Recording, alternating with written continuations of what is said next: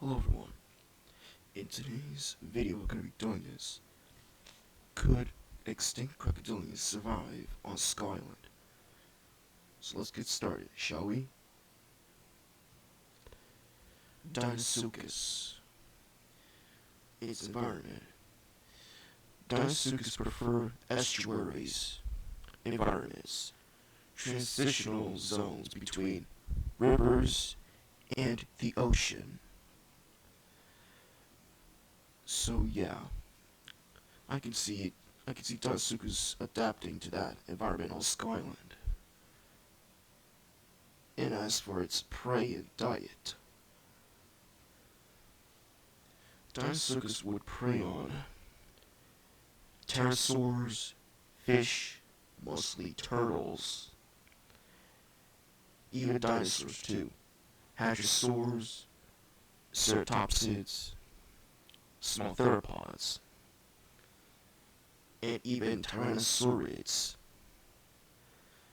Yeah, V-Rexes would have to watch out for this giant alligator.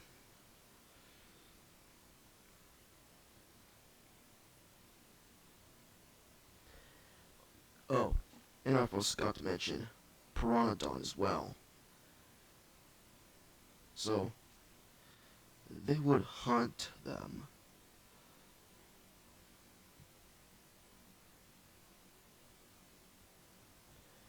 Oh, and I also forgot to mention on this video, there are going to be some Cenozoic extinct crocodilians, meaning they have never met dinosaurs, or Paleozoic animals for that matter. So I should have probably said that earlier. Anyway, back to the video. Euthecodon and its diet. It is specialized for piscivorous diet, preying on smaller fish. Yeah, filling the ecological niche of these slender crocodilians, gharials and false gharials.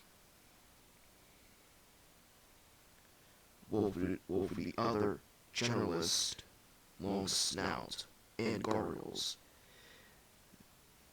They usually feed on amphibians, crustaceans, and birds, while as for Euthecodon, it is specialized for smaller fish.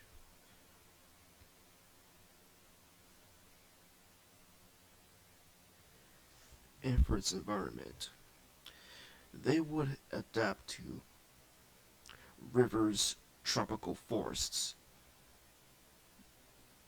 and large lagoons.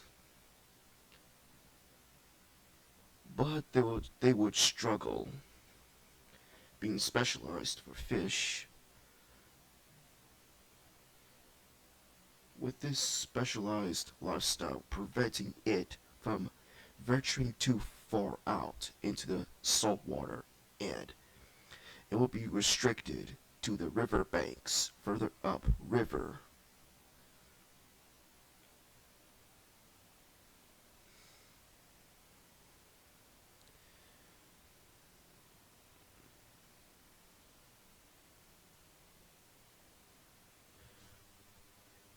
Galvalosuchus, its environment.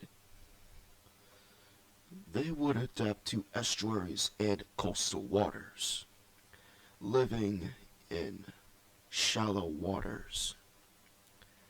And its prey, they would prey on fish as well. Griposuchus, its environment. They would adapt to fresh water.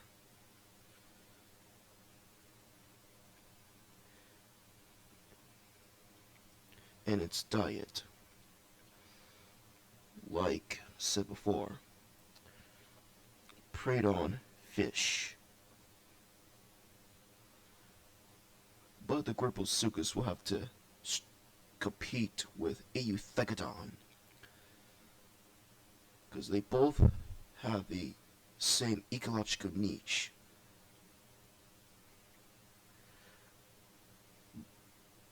But unfortunately, the Euthegodon would go extinct, and the Gryposuchus would survive.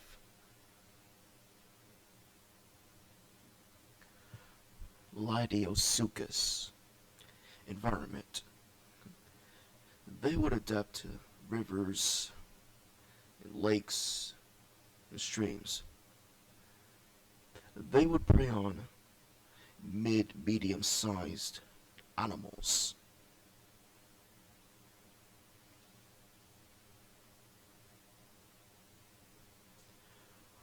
Borsuchus. In its diet. Studies There are studies that it's either a filter feeder or a gulp feeder.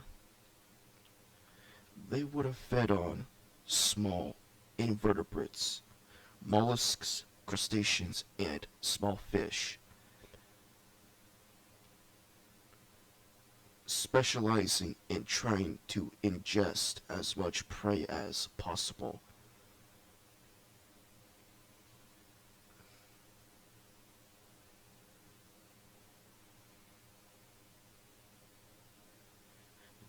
And its environment. The Morasuchus would live in wetlands,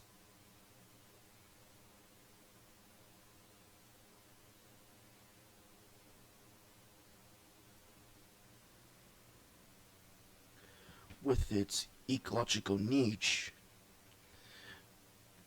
was efficient, which would have limited insignificant competition.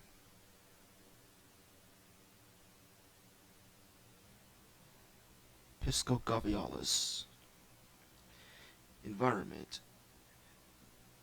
It is marked by shallow waters, protected bays from rocky shores and small islands,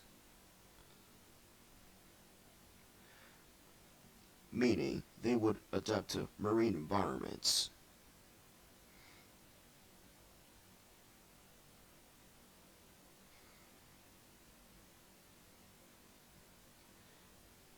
And for its diet, they would prey on fish as well.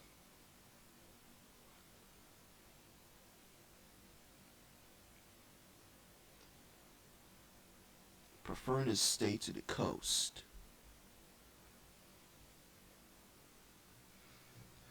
Sarcosuchus. Its environment. They would have lived in shallow marine transgression connected to the open ocean. The environment was marked by shallow waters, protected bays with rocky shores and small islands.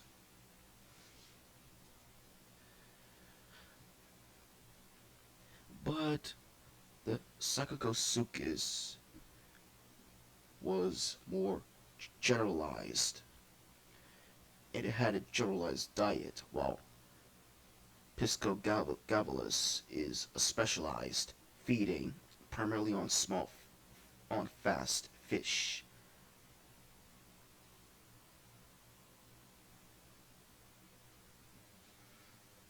Rumposuchus. This one's going to be different because Rumposuchus had a more generalized predatory diet than the piscivory of other Tomestemize. They would face competition from others, but I could see them surviving. And last but not least, I say for last, Prusaurus. Now, I know what you're saying. This is a Cenozoic crocodilian. How would it survive on an island full of dinosaurs? Because, like I said before, These Cenozoic crocodilians have never met dinosaurs and other animals. And per sources' diet and its prey, they would feed on large to very large vertebrates like xenothrans and notoungulates.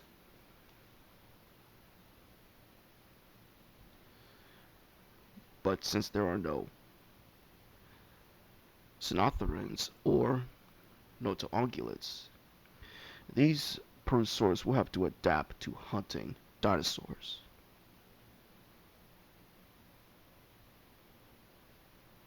But they preyed on extinct turtles and birds and large rodents and river dolphins.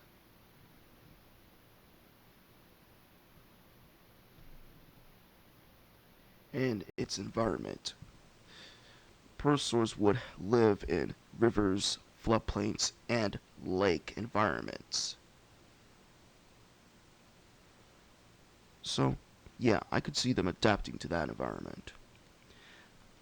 But they would have to compete with V-Rexes and Deinosuchus on that island. Well, the two animals mainly avoid each other. Well, when it comes to a carcass, they would either contest it or just give it up.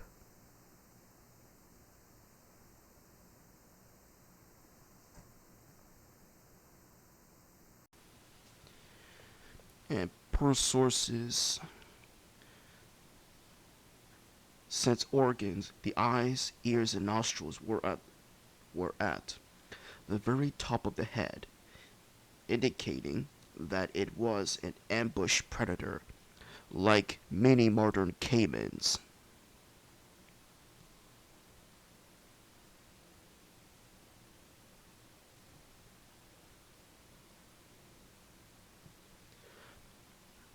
So they would prey on Lagycristus,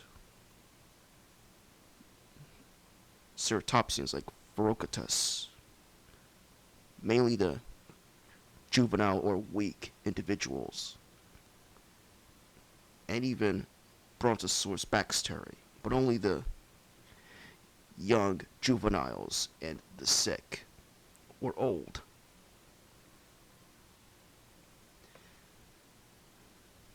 Now, for this conclusion, they would have to evolve a very large body size and fill different ecological niches.